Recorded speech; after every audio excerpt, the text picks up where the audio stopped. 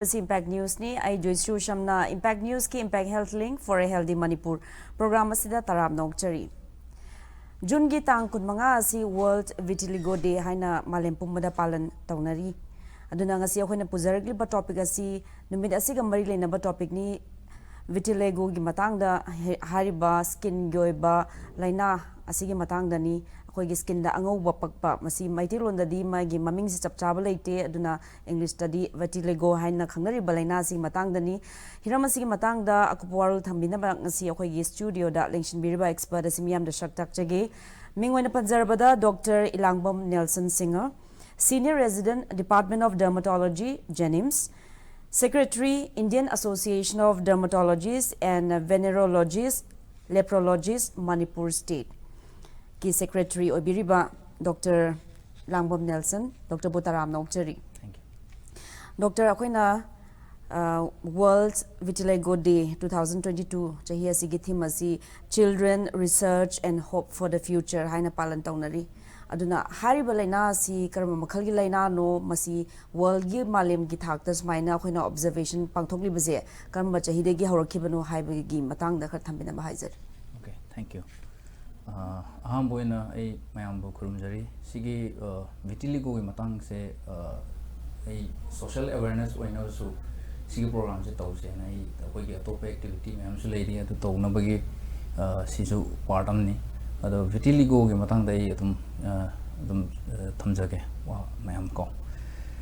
vitiligo haja sina jai re khoi gi angau pakpa haksang da ado vitiligo se khoi gi manipur da su adum patient mayam lei khoina adum thengna bada ado anam bana khoi gi khoi da lak ta su mayam yauri ni ko vitiligo se khoi gi world gi na se khoi world population ja around 8 billion around dan lei ado almost like 2%. 2% se higher ga di dum yam yam hai tar ko manipur su lai ta banate do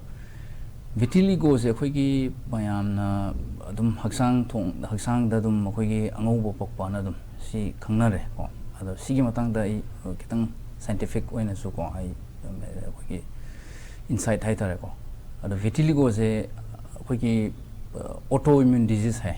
autoimmune disease se atopo mayam su lai ado autoimmune disease hai ga di koina koi gi haksang gi immune system je koi gi haksang de any foreign body wagera any infection mahi koi gera chang ko tam da thok na lai ba pone immune system je ado vitiligo se da koi gi immune system se amna overactive oi ba hai gadra ado the maina hai ba ado ga koi gi skin da color puthoi se melanocytes ko ko melanocytes se sina skin gi pigment hai tar koi gi melanin ko melanin si color si putho kan da koi gi skin ni color masagi sidami type 1 type 2 I think yam ngauba ku chukule tu khaidok re ko aduna melanin gi content da depend tawe but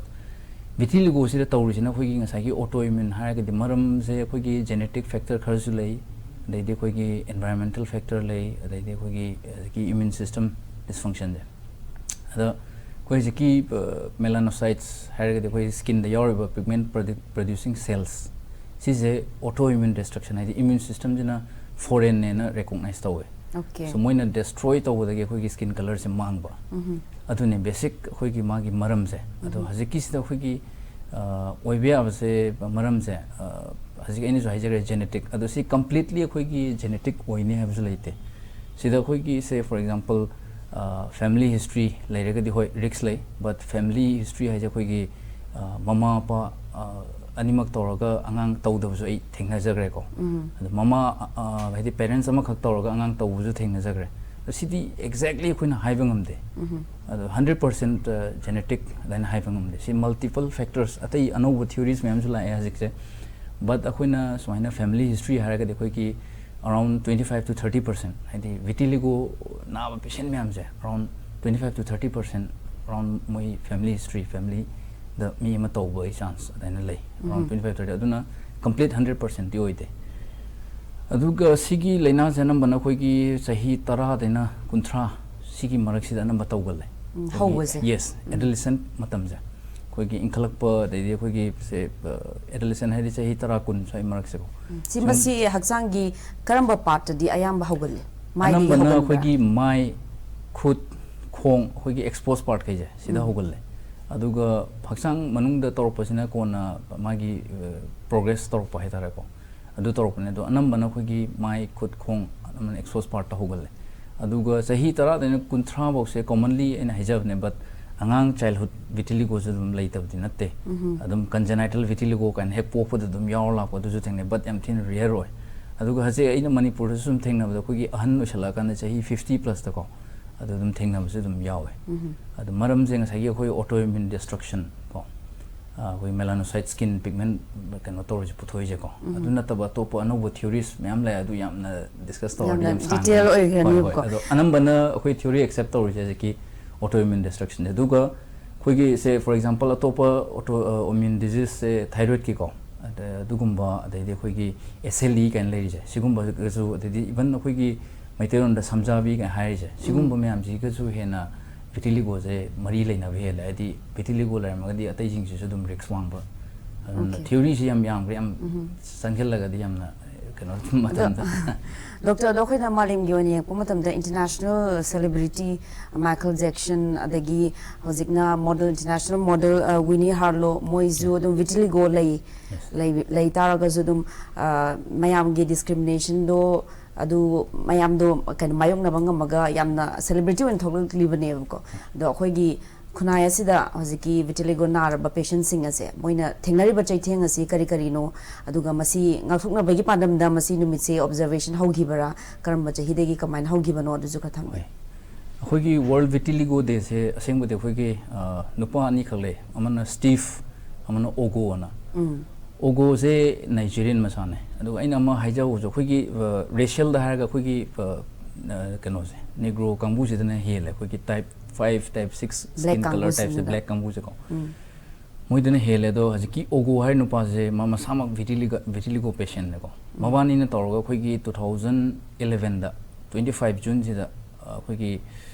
world vitiligo day se ho dokim ne ba do sigi manam je keshuna te khoi gi awareness people public ta ko si adai khoi gi se term ha khoi gi empowering the people life of people with vitiligo kind of main dia du gi motive si da ho gi ne do moina ho je 25 June je khoi gi Michael Jackson je 1980s adai de ma je vitiligo se na ba hor kim ne do ma du di kon na masa pum to gi ba khot ki ba tum ba lai kre ado ma gi date se 2009 25 June ko adu ki the commemorate toroga je ki world vitiligo day se ho givne to chahi khuding gi soina su makoi gi public awareness social awareness pi na ko to jo program ne do khoi gi sida su manipur jo khoi gi society sida as a ai gi tenure sida ina secretary oi ngai sida ai su sigi se tauja ge na adum khanja bai tar ina ai di awareness pi ba ko adu ai atei te khoi gi activity je ai sum haijarak khoi gi handaki theme ji children adai khoi gi research and hope for the future kan have je yes khoi gi aina ngasai jo haijar khoi gi sahi 10 to 30 ko sigum timing ji anam bana most of the cases hogalle sigum matam ji khoi gi behavioral changes the physical growth ko adai khoi gi mi myam tinarak pa pulak pa social oiba horok matam ne da khoi gi sigum ba laina ama hek torok matam da khoi gi stigma adi mentally ko adu myam lei adu khatang natana mayam ne yeng ba meeting khoi peer pressure hai ga ko ado khoi mi khudi ma dum strange look ama pi ba de ka university ek kina ba gum ba ko adu gum ba sigum ba social khoi gi mi si amna social withdrawn hoi ba mi si jum de gi ma pan thok ta ba concealer season ba mi puln ba da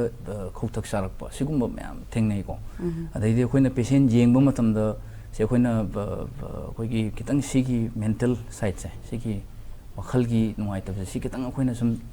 discuss ta wo mo tam da khudum moi yam emotional or po ma pira chela po ba khoi theng nei ko aduna sigi pot se yam na awareness yam wale manipur da yam common example ha khoi gi sigum ba to je leprosy ene khan nei ko leprosy ga dim masing mari lena de kem to mari lena de ko leprosy na pro tongan ba lena amni le vitiligo se pro tongan ba lena amne do amasu haije ke leprosy haije manipur do yam handare jikte kiningai oi tre hai tar ta sangbai ha ga di treatment se yam thina phagal treatment hen ngam gre dei patient ju yam lai tre hai tar khoi sunai da khoi covid ta jo khoi na fight tora je si gi type ta dum oi hai tar leprosy do mayam khanai je khoi gi sidi thengna ba khona longna ni pun ba longna ba adai di say for example khoi gi nupi gi side ta di ko unmarried ꯑꯩꯈꯣꯏꯒꯤ ꯂꯨꯍꯣꯡꯗ꯭ꯔꯤꯕ ꯅꯨꯄꯤꯗꯗꯤ ꯑꯃꯨꯛ ꯍꯦꯟꯅ ꯃꯣꯏꯁꯦ problem ꯑꯣꯏꯗꯣꯏꯅꯦ ꯃꯥꯒꯤ future in-laws ꯄꯥꯝꯃꯣꯏꯗꯣꯏꯅꯦꯕ yes discrimination ꯀꯣ ꯑꯗꯩꯗꯤ ꯑꯩꯅ ꯉꯁꯥꯏ ꯍꯥꯏꯖꯈꯤꯕꯗꯣ ꯁꯤꯗꯤ 100% genetic ꯅꯠꯇꯦꯕ ꯑꯩꯅ ꯍꯥꯏꯖꯩꯁꯦ ꯑꯩꯈꯣꯏꯒꯤ parents ꯑꯅꯤꯃꯛ ꯇꯧꯕ ꯑꯉꯥꯡꯗ ꯀꯩꯝ ꯇꯧꯗꯕ ꯑꯩ ꯁꯤꯐꯥꯎ ꯊꯦꯡꯅꯖꯈ꯭ꯔꯦꯕ ꯑꯗꯨꯅ ꯁꯤꯗ ꯑꯩꯈꯣꯏ ꯀꯅꯥꯅ ꯀꯔꯤ ꯗꯦꯕꯂꯞ ꯇꯧꯔꯛꯀꯅꯤ ꯍꯥꯏꯕ ꯉꯝꯗꯦ ꯇꯁꯦꯡꯅ ꯍꯥꯏꯔꯕꯗ ꯑꯗꯣ as ꯑꯩꯈꯣꯏꯒꯤ ꯁꯤꯒꯤ ꯑꯩꯈꯣꯏꯒꯤ ꯍꯧꯖꯤꯛꯀꯤ ꯑꯦꯛꯇꯤꯚꯤꯇꯤ ꯍꯥꯏꯔꯒꯗꯤ ꯑꯩꯅ ꯁ꯭ꯀꯨꯜ ꯀꯣꯂꯦꯖ ꯀꯣ ꯑꯩꯈꯣꯏꯒꯤ 90-90 ꯑꯩꯈꯣꯏꯅ ꯁ꯭ꯀꯨꯜ ꯀꯣꯂꯦꯖ ꯑꯁꯤꯗ ꯑꯩꯈꯣꯏꯒꯤ ꯚꯤꯇꯤꯂꯤꯒꯣꯒꯤ ꯃꯇꯥꯡꯗ ꯐꯦꯛꯁ ꯍꯥꯏꯅꯀꯣ ꯑꯩꯈꯣꯏꯅ ꯚꯤꯇꯤꯂꯤꯒꯣꯁꯦ ꯀꯔꯤꯅꯣ ꯀꯃꯥꯏꯅ ꯇꯧꯕꯅꯣ ꯑꯗꯩꯗꯤ ꯁꯦ ꯐꯣꯔ ꯑꯦꯛꯖꯥꯝꯄꯜ ꯑꯩꯈꯣꯏꯒꯤ ꯁꯦꯌꯔꯤꯡ ꯇꯆꯤꯡ ꯁꯤꯗ ꯀꯩꯁꯨ ꯑꯩꯈꯣꯏꯒꯤ ꯁꯟꯗꯣꯛꯄ ꯂꯩꯇꯦ ꯑꯗꯩꯗꯤ ꯚꯤꯇꯤꯂꯤꯒꯣꯁꯦ ꯑꯩꯈꯣꯏꯒꯤ certain foods like ꯑꯩꯈꯣꯏꯒꯤ ꯌꯦꯔꯨꯝꯒꯨꯝꯕ ꯃꯤ ꯂꯩꯌꯦꯕ ꯑꯉꯧꯕ ꯆꯥꯔꯒ yes ꯑꯉꯧꯕ ꯆꯥꯔꯒ ꯍꯦꯟꯖꯜꯂꯤꯒꯨꯝꯕ ꯑꯗꯨꯒꯨꯝꯕ ꯈꯟꯕꯀꯣ ꯀꯦꯝ ꯃꯔꯤ ꯂꯩꯅꯗꯦ ꯑꯗꯨꯁꯨ ꯀꯣ ꯑꯗꯩꯗꯤ ꯑꯩꯈꯣꯏꯒꯤ ꯃꯤ ꯑꯩꯅ ꯇꯧꯔꯨꯕ ꯀꯔꯃꯒꯤ ꯑꯩꯅ ꯐꯪꯖꯕꯅꯦ ꯗꯁꯥ ꯇꯥꯕꯅꯦ ꯑꯗꯨꯒꯨꯝꯕ ꯀꯦꯝ ꯃꯔꯤ ꯂꯩꯅꯖꯗꯦ ꯑꯩ ꯍꯥꯏꯖꯩꯁꯦ ꯑꯗꯨꯒ ꯁꯤꯗꯤ ꯑꯩꯈꯣꯏꯒꯤ treatable condition ne vitiligo se treatment leite haba leite do tawdu bo khoi certified dermatologist chatpiu ko aina certified dermatologist haje ju yamna chau maram le hedi akhoi thengna je quacks ko quacks ni sa techal la khoi gi ngasai ising ga ja ha la ga khol ga reaction thokpa khotpa dum jo ai thengna mem yaugre ko do sigi je khoi gi skin gi specialist na treat tawgadam ne do sigi leina siti early diagnosis and proper management सी यम दरकार ले दुगा लोइना ना खोई skin colour से मांगछलक पजे सुम progress तोरक पे आय मी खर दना just localise ओर लेबे आय मी खर दना यम थुना प्रोग्रेस जनरलाइज तोरक पे दुदि मी खेना बे मतुंग ना Michael Jackson the whole yes body yes whole body तो द मोय मोर देन 90% दुदि विटिलिगो यूनिवर्सलिस केना है को अदुना खोई हजिकी ट्रीटमेंट तो मतम द खोइना माइंड द थमदुजे अहुमने अमदि कोई डिजीज है लाइना से प्रोग्रेस है संदोरक मतलब कोई कमाइन तौर नाहौसीगे सिने हम टारगेट से अदी मतुंग द कोइना अमुक हन कलर से लाहनबा है रीपिगमेंटेशन सिजो मु तोंगानबा सेकंड स्टेज अदे थर्ड त याम मरु होइसे ngasi aina sigi khuthang da ju adai koi social media da kai da jo ki aina have fun ade ki facts mem je si dum share to gudur ne ko ado खोई third अखोना psychological aspects है सिगी लेना से कनागुम्बम दी हदि से यम high self esteem ओइब मीदी कछु खंदब just केनुम तौर कछु खंदब मीसु यावे को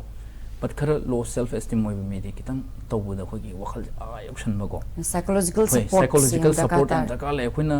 अखोइ जो एज ए फिजिशियन मोइना बिजी ओपीडी मतम पेशेंट यम यंग मतम समटाइम्स अदुगी से अखोइ तौबंगम दम बट अखोइ तौगदम ने सिगी से कइनो द सिगी लेना से लोइना लोइना psychological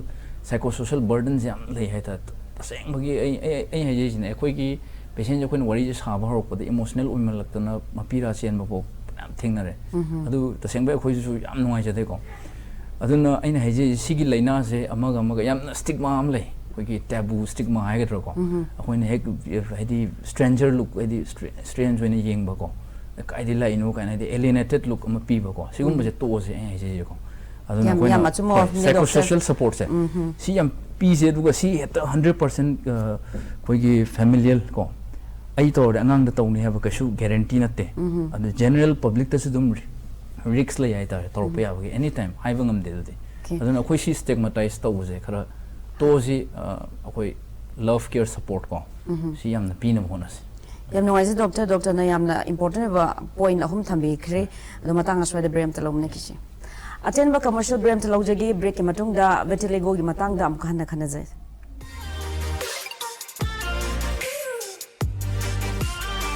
Presto personalized wonders Imphal da nauna hangdok chari hairiba sida personalized gifts corporate gifts awards and mementos home decor office rubber stamp na chingba potlam sing mafam asida phangbigani ngasi maglangsing birau Tilak Ras Enterprises Presto Thangal Bazar near Kasturi Thong Imphal Contact number 0385-244-9025 natraga 98621-00456.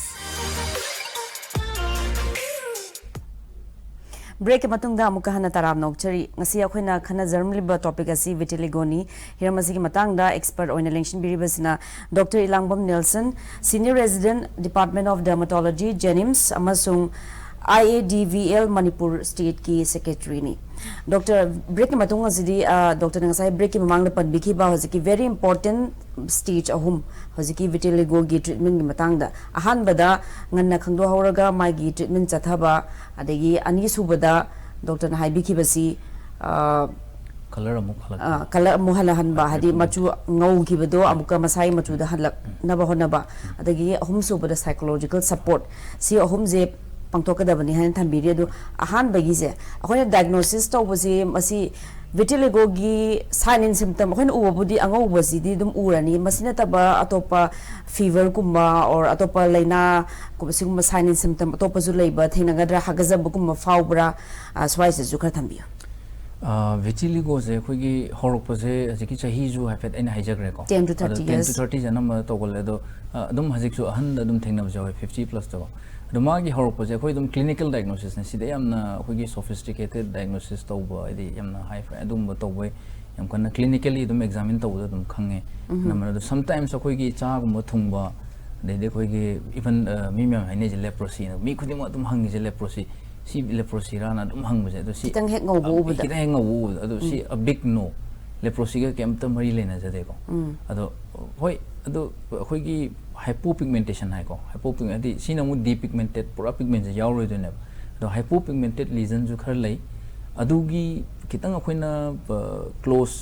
daina laga di kitang doubtful orga de akoina skin biopsy gum bataw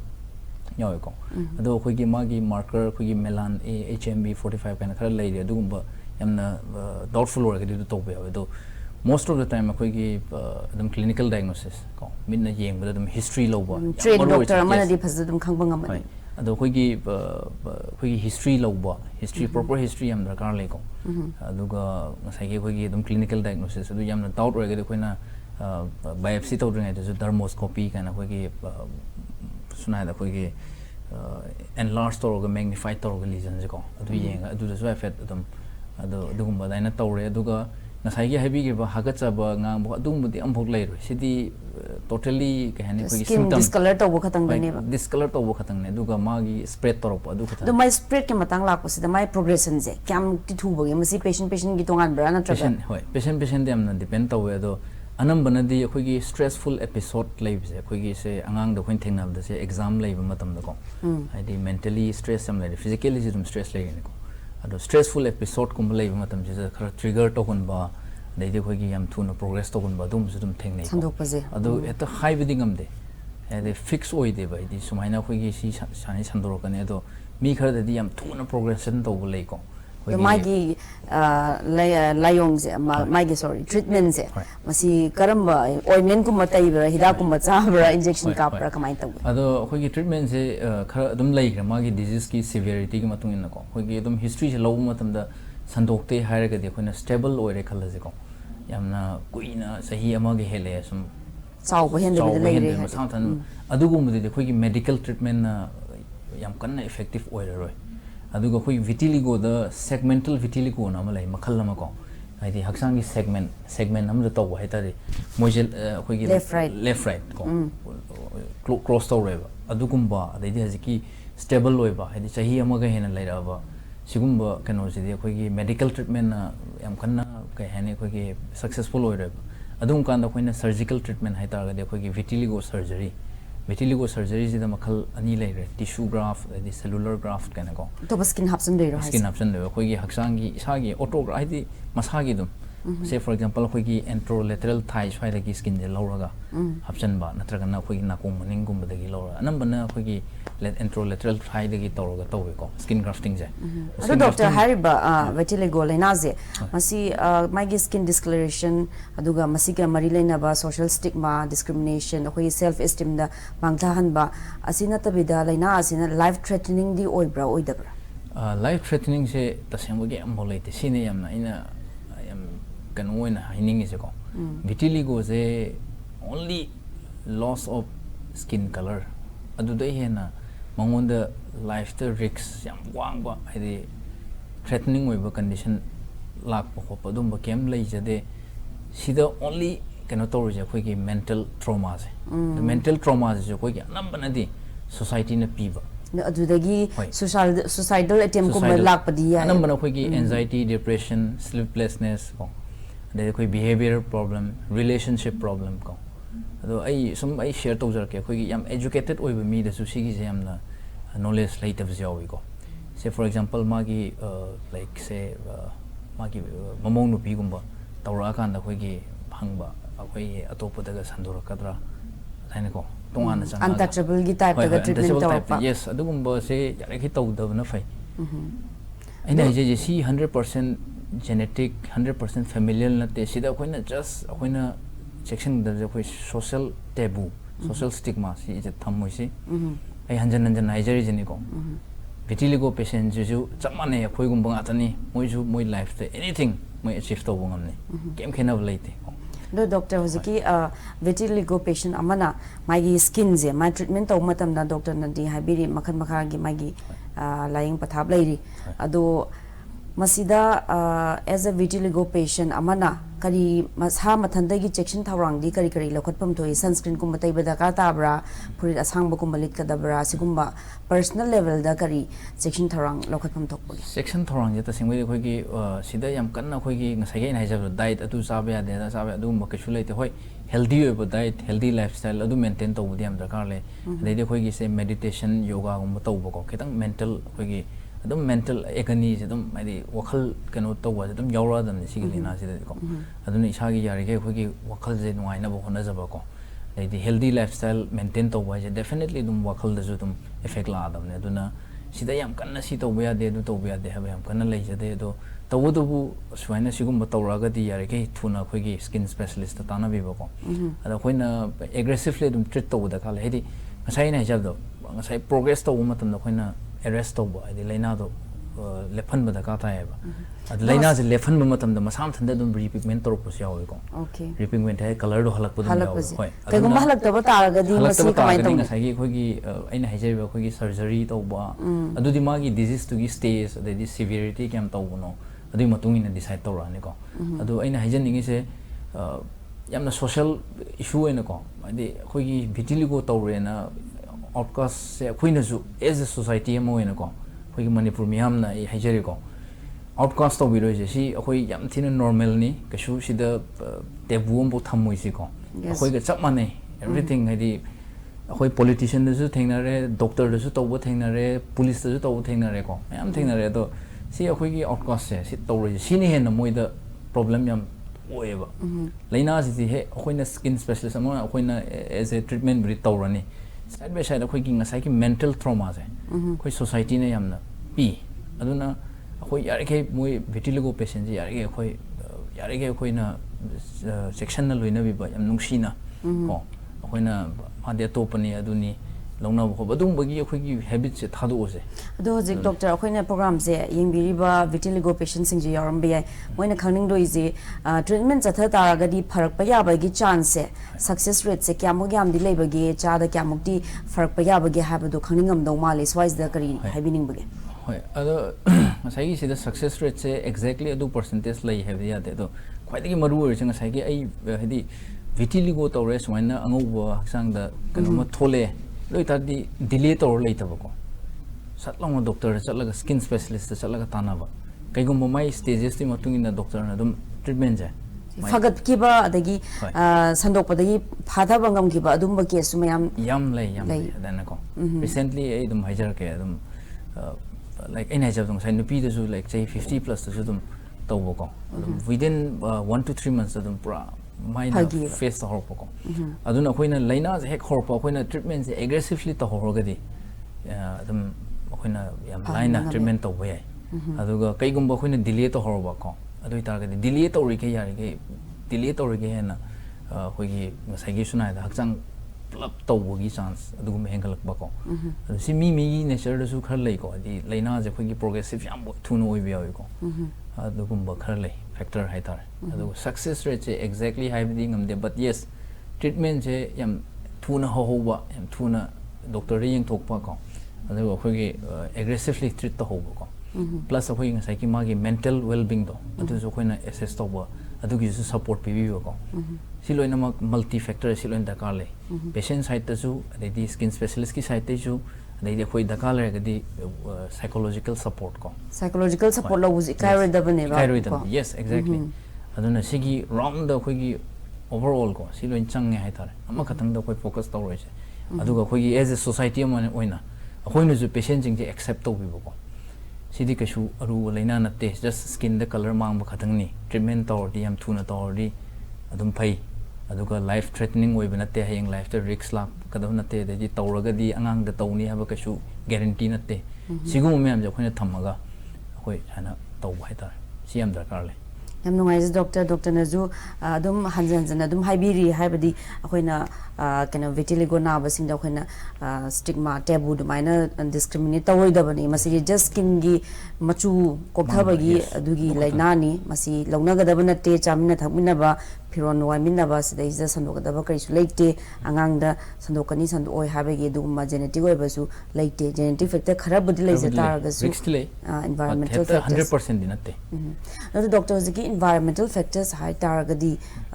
ꯀꯔꯤ ꯀꯔꯤ ꯄꯣꯂꯨꯁꯟꯒꯨꯝꯕ ꯑꯣꯏꯒꯗ꯭ꯔꯥ ꯀꯔꯤ ꯄꯣꯂꯨꯁꯟꯁꯦ exactly pollution ꯍꯥꯏꯗꯤ ꯍꯥꯏꯕ ꯌꯥꯗꯦ ꯑꯗꯣ ꯍꯧꯖꯤꯛꯀꯥꯟ ꯑꯩꯈꯣꯏꯒꯤ oxidative stress ꯅꯀꯣ ꯑꯗꯨꯗꯤ ꯑꯩꯈꯣꯏꯒꯤ cellular level ꯗꯀꯣ ꯑꯩꯈꯣꯏꯒꯤ biopterin synthesis kind of pathway kind of ꯑꯩꯈꯣꯏ cellular level ꯗ ꯇꯧꯕ ꯂꯩꯀꯣ ꯑꯗꯣ ꯑꯩꯈꯣꯏꯒꯤ oxidative stress ꯍꯥꯏꯗꯤ pollutant particles ꯁꯤꯒꯨꯝꯕ ꯃꯌꯥꯝꯁꯤꯅ ꯑꯗꯨ ꯁꯤꯗꯤ ꯃꯤ ꯂꯣꯏꯅꯃꯛꯇ ꯇꯧꯕ ꯄꯣꯠꯅꯦꯀꯣ ꯑꯗꯣ ꯈꯤꯇꯪ ꯑꯩꯈꯣꯏꯒꯤ